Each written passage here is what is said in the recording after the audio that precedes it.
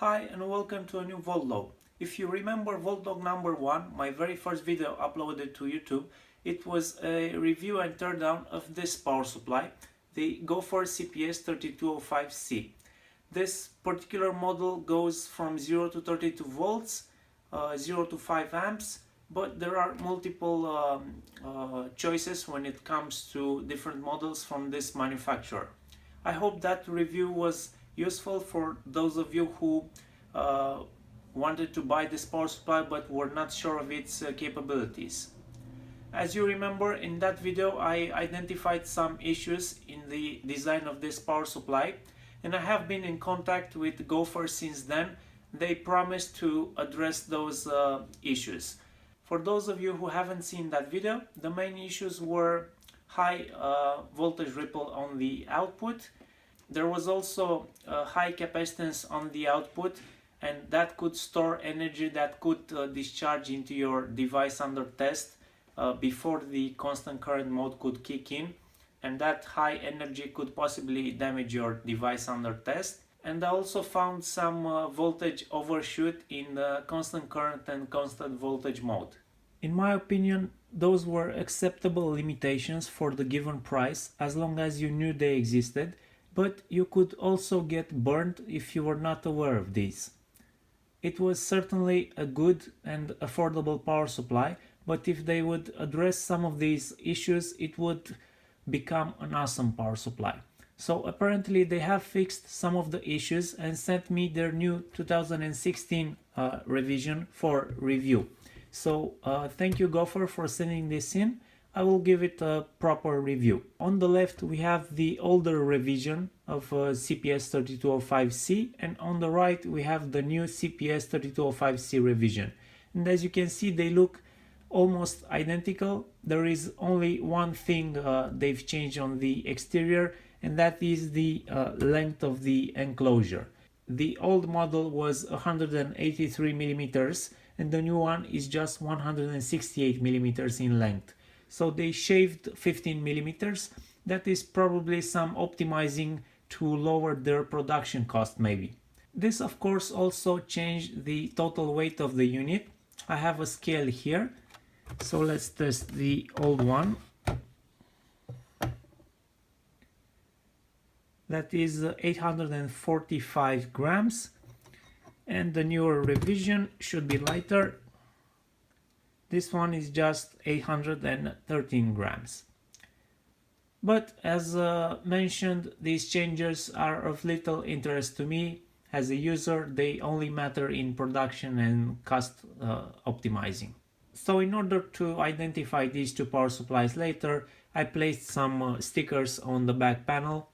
I guess it would have been nice if they printed a small revision either on the back or the front panel, so that you know what you are working with at all times, or more importantly, so that you know what you are purchasing. As mentioned, this power supply is exactly the same construction with the AC input on the back, on-off switch and the output terminals, and on the front we get the same dual 4-digit 7-segment display with a rotary encoder, which is pushable, an adjust selection switch for volts and amps, and the on-off and lock buttons. First impression is that they are now using a better quality rotary encoder. It just feels like the detents are more pronounced in the new one, so I quite like it. This is the power supply plugged in, and the flicker you see that is just my camera picking that up. You can't really see that flicker when you are looking at the power supply. And the way you use this front panel is first you set the selection switch for volts or amps, whichever you would like to adjust. So now it's set for volts, and next you use the rotary encoder to adjust the value, and if you push the rotary encoder you change the actual digit that you are adjusting. So I don't think you could get any better user interface with this current front panel. Is very well implemented. After you're done adjusting, the on-off button controls the output of this power supply. So right now the power supply is turned on and we have the voltage present at the output terminals. You also get a lock button on the front panel, which, as the name implies, will lock the controls so you don't accidentally touch them and adjust something that might damage your device under test. So as you can see, while the power supply is locked, I can't make any adjustments. The fact that the output terminals are on the back for this power supply is not a big problem for me, but it's up to you to decide if you can work with that. As you can see, this power supply being so compact and having such a small height, I can understand the need to place them on the back. I always keep a pair of leads connected to this power supply and hanging over my bench, so it's not like I'm reaching back each time I need to use it. One important thing about this power supply is that once the set current limit is reached, it will operate in constant current mode. That means the output will do everything it can to maintain that set current at the output terminals. And if you have some low impedance load connected to it, like in this case I have just this cable shorting the output, the power supply will drop the voltage so that the current stays constant at that set value. Some people that don't understand this basic electronic Ohm's law or constant current mode believe there is something wrong with their power supply because the voltage drops. And I have seen numerous comments about this issue on forums, on my video or on Banggood. But it is of course wrong to think that. There is nothing wrong with your power supply. That is how it's supposed to work in constant current mode. Regarding the specs of this upgraded unit, I don't have any info except that this should be the same or better than the previous revision, with some of the issues being addressed. I didn't get a user manual with all the specs, but I guess they don't have one ready and translated since they just finished validating the actual power supply design. By the time this newer revision is available for purchase, it should come with a user manual. Gopher also mentioned in the emails I exchanged with them that they've upgraded the current sensing op-amp to the better LT1013C, so that should improve current sensing accuracy. They also mentioned an improvement on the output voltage ripple, and we'll put that to a test later. I guess we all want to see inside this newer revision, so let's take it apart.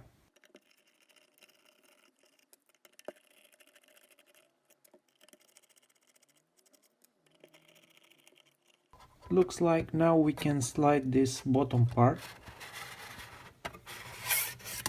and we can get our first look inside.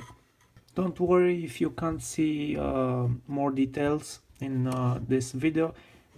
Look in the description below, there will be a link to an article with some high resolution photos of this power supply, both top and bottom side.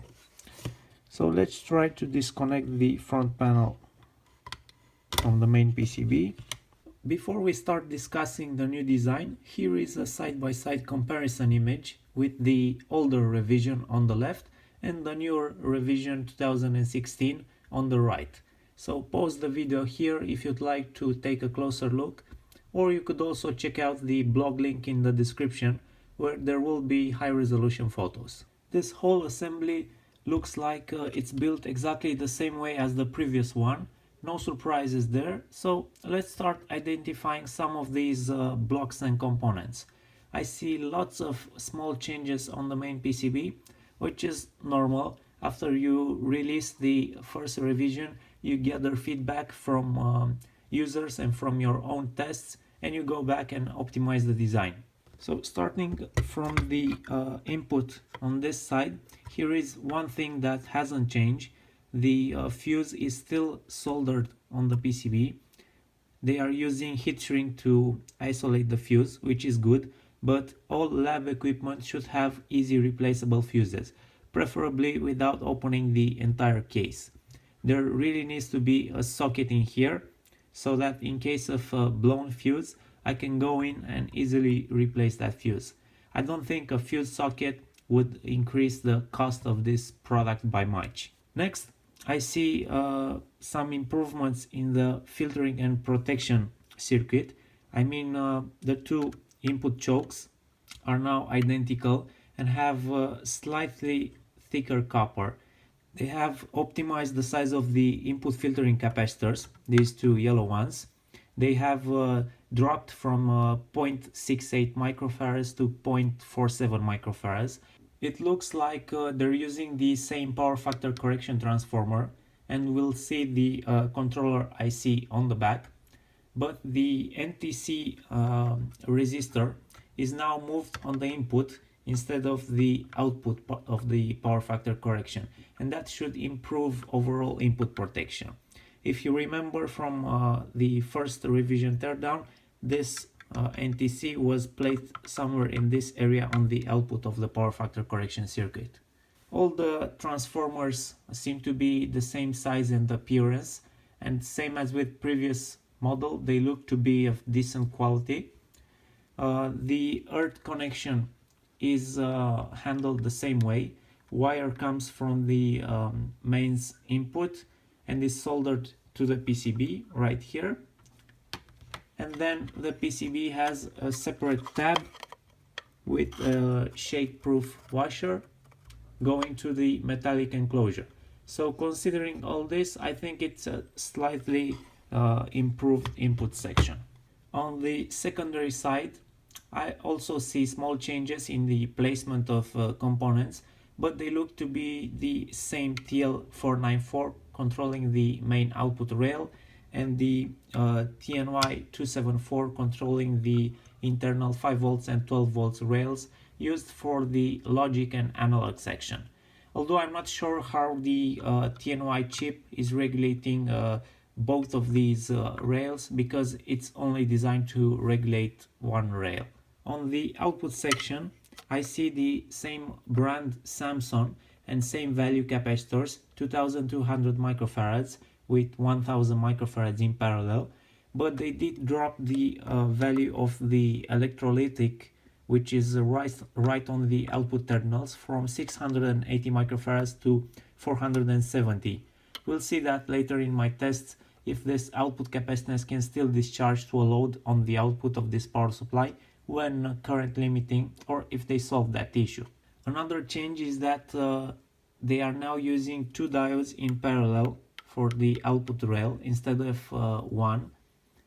That is probably just a cost optimization, or maybe these two are easier to source, I don't know. Before taking a look at the other side of this main PCB, let's also discuss the front panel.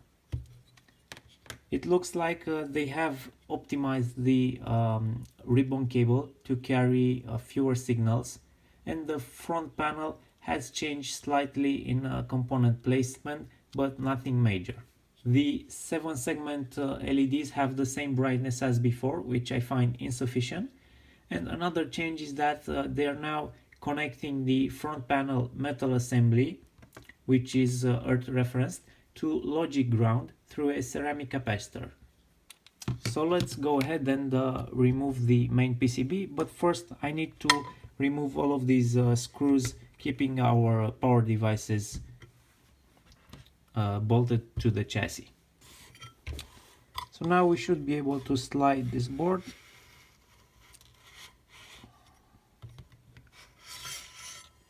So let's take a look on the back side of the PCB, because as we remember in our last teardown, there was a lot of mess on the back, a lot of flux residue, and surprise, the PCB is very clean now. Also, I don't see any budges this time, so I think they have optimized their design. They know exactly what needs to go in here, so they don't need to do any budges after the PCB is being assembled.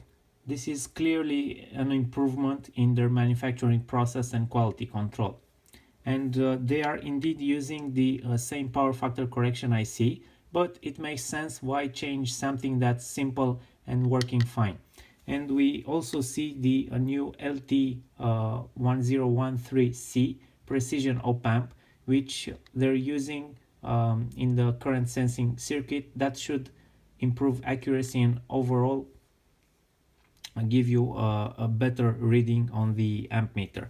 We can see these two are the taps coming from the shunt resistor, and you see they go straight to this op-amp here, which amplifies that small voltage. And overall I also see small changes in layout, but basically very small changes. All the important changes have already been mentioned. So there you have it. That was the teardown of this power supply. I see much better quality control on this PCB, and I'm quite happy with how it's built.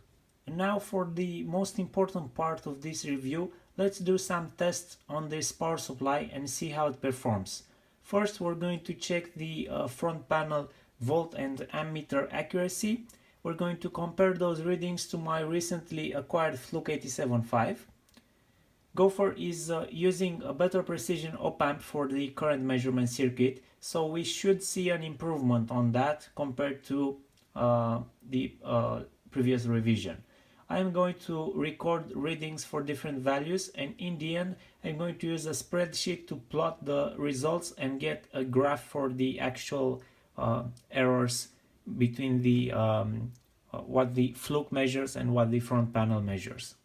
So first let's check the front panel voltmeter, and I'm going to record both the Fluke measured value as well as the front panel value, and I'm going to make a table just like this with both the measurements, and then we're going to plot the difference between the measurements. As you can see, the power supply takes its time to reach that 0.1 volts settings that I entered because of the output capacitance, which needs to discharge for it to reach that voltage. So once again, that seems to be a problem, high output capacitance. So when you drop the voltage right down, it will take some time until that all that energy discharges, probably through an internal bleed resistor. So I'm going to note these values.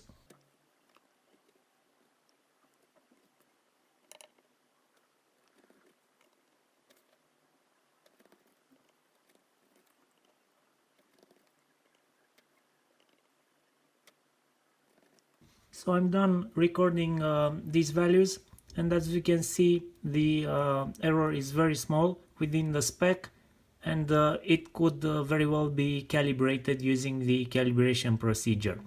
So for the lower ranges, we only have about 10 millivolts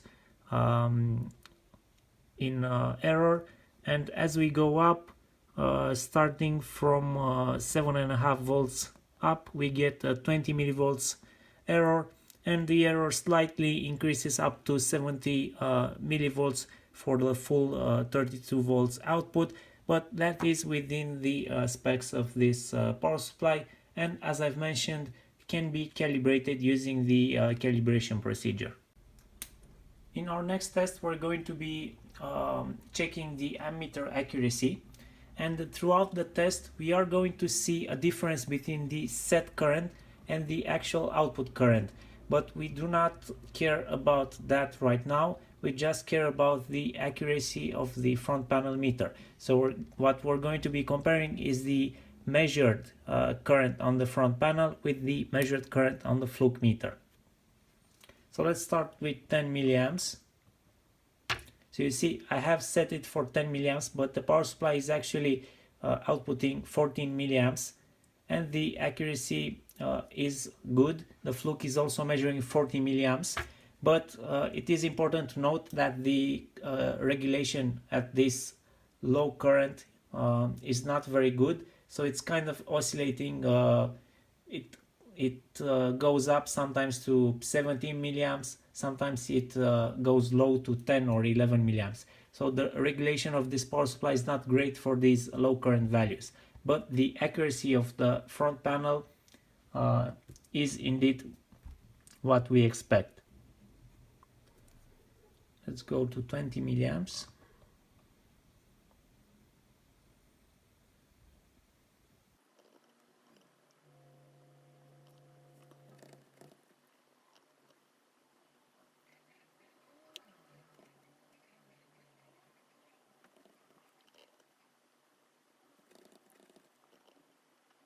So here are all the results I got entered in this spreadsheet.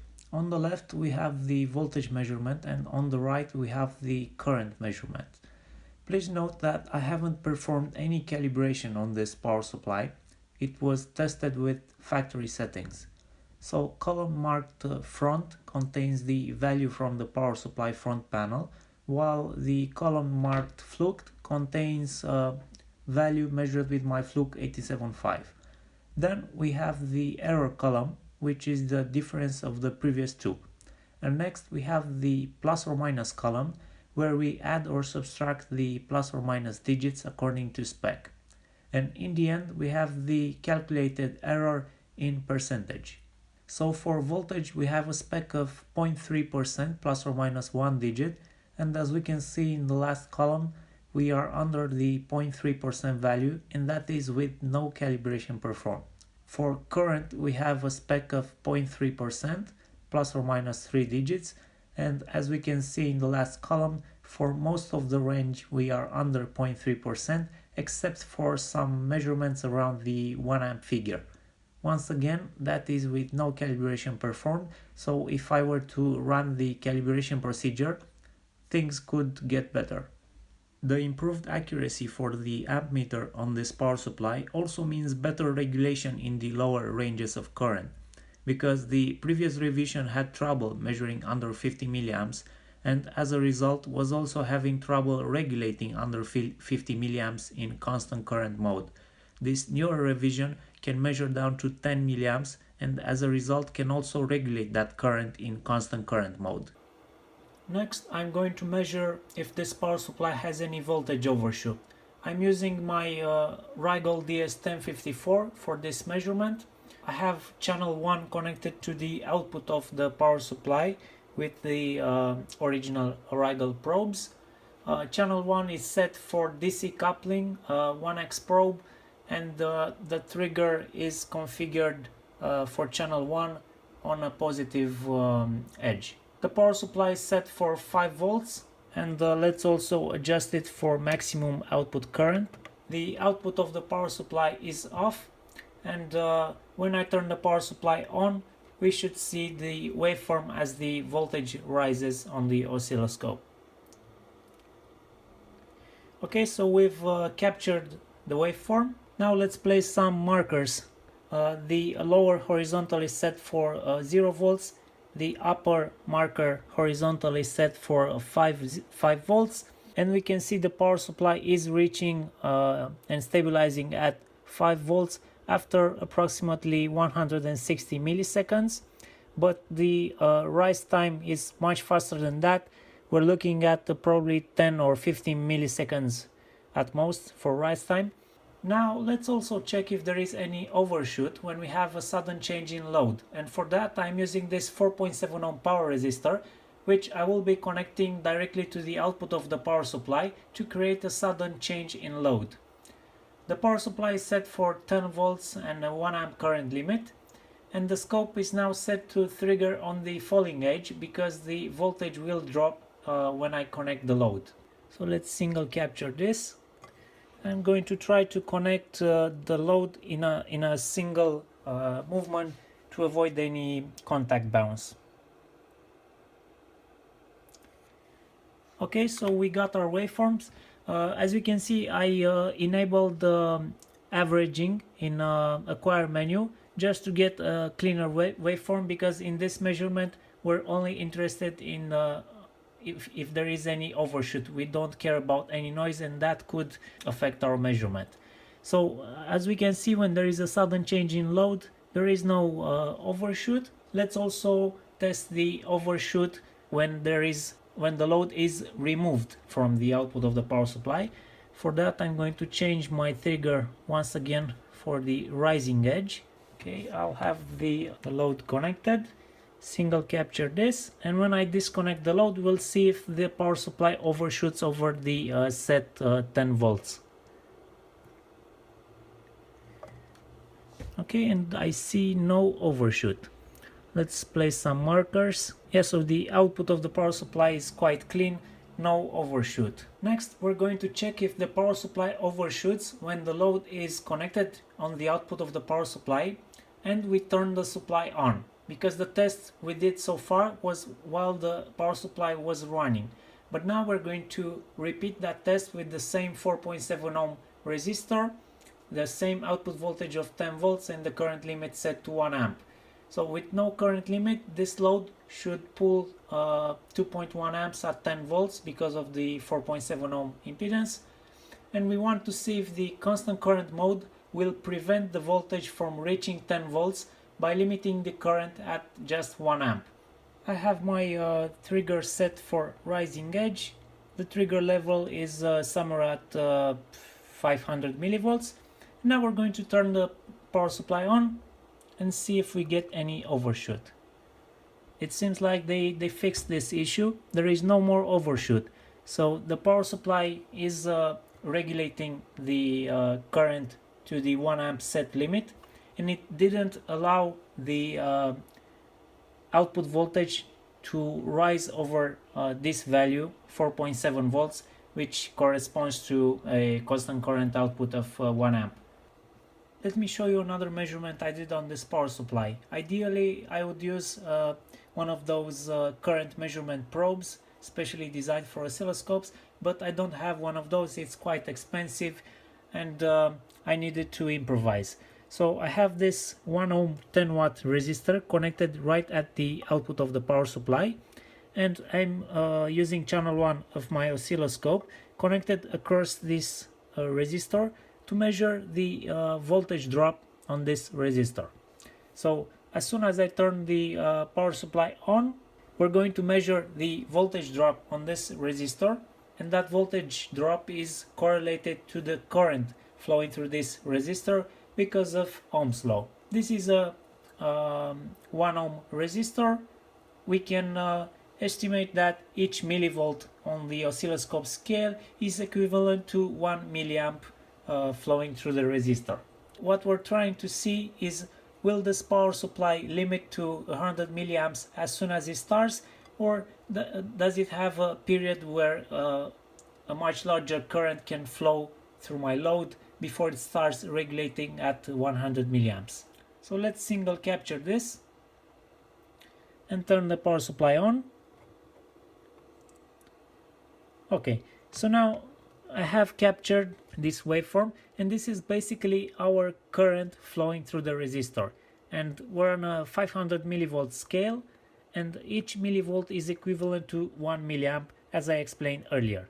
So as you can see, the voltage or the current through the resistor first goes up to 1.5 amps, and it then goes down and starts regulating. And by the time it reaches, let's see how long it takes to reach regulation. So actually 100 milliamp regulation is about here. So you got 1, 2, 3, 4, 5, 6, 7, 8 multiplied by 20 milliseconds. That is 160 milliseconds before the actual current loop gets stable enough to regulate for our set current. And that is basically the same value we measured earlier in our tests. So that is quite a bad thing in a lab power supply, and I wish they would address this issue in a future revision of this power supply, because as I have explained, if instead of this resistor I would have an LED that I know it has a forward current of 100 milliamps, and I set my power supply output to 100 milliamps, I expect it to regulate to 100 milliamps and no more when it starts. If this was an LED and I would turn the power supply on, the current through the LED would shoot up to 1.5 amps. That could possibly damage my LED, and I wouldn't know what happened, because all I would know is that the power supply was limited to 100 milliamps, and this shouldn't have happened. Next, we are measuring the output voltage ripple of this power supply. So for this we want to use AC coupling times 1 probe settings, and the bandwidth limit the scope to 20 megahertz. You also want to be in peak detect mode, because we want to measure all the peaks. And for this measurement you don't want to be using your oscilloscope ground lead. That will just act as an antenna and pick up common mode noise from the environment. So I removed this from my oscilloscope probe and used a piece of copper wire, which I wound around the ground connection towards the tip of the probe, and I am left with this wire that I can connect to the negative output of the power supply. So this is the noise figure we're getting with the output of the power supply turned off. This is our base measurement. We're getting a peak-to-peak maximum of 3 millivolts and an average of 2.5 millivolts. This is peak-to-peak noise. So once we turn the output on, this is 5 volts, no load. We see almost no change in the output noise. Let me toggle this.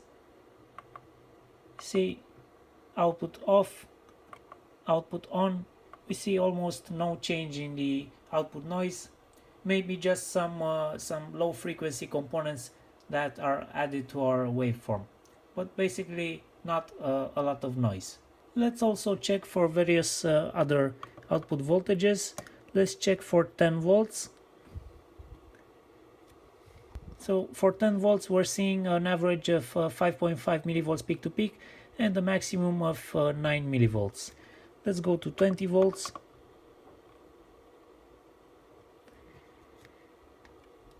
For 20 millivolts we're seeing an average of 11 millivolts peak to peak and a max of 12 millivolts. Let's check the maximum output voltage of 32 volts. And the noise is actually lower at the maximum output voltage. We're seeing an average of 4.7 millivolts and a maximum of 5.6 millivolts peak-to-peak noise. And now let's also try the same measurement while connecting a load on the output, so the power supply is under load. And this is with a load connected, and as we can see, we do see a bit of an increase in the output noise. The average is 6.3 millivolts peak to peak at 1 amp 5 volts output. Let me increase the output voltage to 10 volts. So 10 volts 2 amps, we're seeing an average of 5.5 millivolts and a maximum of 5.7 millivolts. So it's still very acceptable. So yeah, indeed they have dropped the output noise of this power supply, probably by optimizing the output filtering of the DC to DC converter. For comparison, I have here the older revision of this power supply. So with the output turned off, we're getting an average of 27-28 millivolts peak to peak, with a maximum of 30 millivolts peak to peak. So that is with its output turned off. Let's turn the output on, and at 5 volts we basically see the same figure of 28 to 29 millivolts peak to peak. Let's go up to 10 volts, and our peak to peak noise increased to an average of 33 to 34 millivolts. Let's go up to 20 volts, and the noise increased once again, but by very little. It is now at 37 millivolts peak to peak. And at the maximum output voltage of 32 millivolts, we're seeing a noise figure of roughly 35 millivolts peak to peak with maximum peaks of 42 millivolts. So yeah, quite a bit of noise with no load on this power supply. It appears that they have also changed something in the firmware of this power supply, because when the output is off, I see the constant current LED on. So it's like when the output is off, the power supply goes into constant current mode. No, I don't understand why they did that, but one thing they did not change, and I wish they would address, is the high output capacitance. And let me show you what I mean. It is exactly the same situation as with the old power supply. So if I have my voltage set for 32 volts, I enable the output, it immediately goes up. We see the waveform on the oscilloscope, but when I turn the power supply off, we see the voltage slowly goes down, and that is all that energy being stored in the output capacitors that needs to discharge, probably through an internal bleed resistor. So there is a lot of energy, probably 2,000 or 3,000 microfarads placed on the output of this power supply that store all that energy, and the output is actually switched off before those output capacitors, and that is quite a bad thing for many sensitive circuits. This problem can only be addressed in two ways. One is to lower the value of the capacitors placed on the output, but that could increase the output noise because those capacitors are used as a filter on the output of the main DC to DC converter. Or another option would be to add a switching element after the output capacitor. So right at the output terminals, if we would have a relay or a power MOSFET, we could turn the output on or off after the output capacitors. So whatever energy is left stored in those capacitors will not be able to reach the output terminals because it will be cut off right at the output terminals. At least that's how I would design the on-off switch on a power supply. Here are some suggestions of improvements that I would like to see in future revisions of this power supply. First and most important, the current loop regulation needs to be improved. As we saw in the tests that in that 160 milliseconds period it takes for it to reach set current regulation, the power supply massively overshoots, and that overshooting current could be fatal to some sensitive circuits. The LED display on the front panel is still too dim to be used in a brightly illuminated room, and that could be improved in three ways that I can think of. First is to use more efficient LEDs that would give out more light. Second would be to use some kind of filter on the front panel that could improve the contrast, or they could increase the current they're actually driving these LEDs at. Also, some form of identification either on the front panel or on the back panel would be nice. We need to know if we are buying the older revision or the new revision. So that is a must for this new revision. They must place some form of identification either on the back or on the front. That will help users identify what power supply they're buying. Also, as mentioned in the teardown, socket for the protection fuse is necessary. All lab equipment must have user serviceable fuses, and that means the fuse has to be placed in a socket so that I can go in there and replace it with ease. And as a personal opinion and feature that I would like to see on a power supply like this one is a serial port. It doesn't have to be an isolated one, it doesn't have to be present on the back panel or anywhere else. Just expose a serial 0.1 inch header on the internal front panel PCB and implement some kind of serial protocol that will allow setting the voltage, the current, turning the output on or off, or reading the measured values. That would be really helpful for building an automated test system. And as I mentioned, it doesn't have to be isolated. It doesn't even need to be placed on the external enclosure, although that would be nice. But if that pin header would be present on the internal PCB, I could go in there and solder my own Bluetooth module, and I can connect to it wirelessly and control this and write some software to control this power supply. That would be very nice. It's not necessary. Certainly it doesn't change my mind on buying or not this power supply, but it would be nice to have that kind of feature. My final thoughts on this power supply are basically the same as in my previous review. This is a good power supply, accessible for beginners and good for advanced users as well. And I don't think you can find anything on the market that for the same price can offer you more features or quality than this offers. Also, on the plus side, it's a completely silent design, passive cooling. Nobody actually wants noisy equipment on their workbench. So this is really an advantage of this kind of design with passive cooling. You get no noise. Regarding this newer upgraded revision, as mentioned in the beginning of this video, they have shortened the length of this enclosure. It's also lighter, and they have improved the accuracy of the front panel meter, so you're now getting more accurate readings.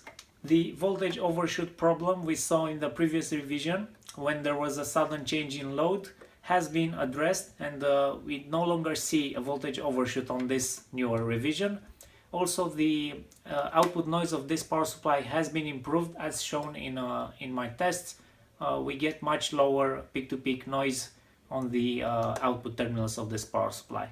I don't think this new revision is available for purchase yet, because Gopher sent it to me first for review, and they are preparing to release it to market after this review is published. But I will post links in the description for the older 2015 revision if you'd like to buy that one. Thank you for watching this video. I would appreciate a thumbs up if you found this video useful, and as always, don't forget to subscribe to be notified when I upload more videos like this one. See you next time.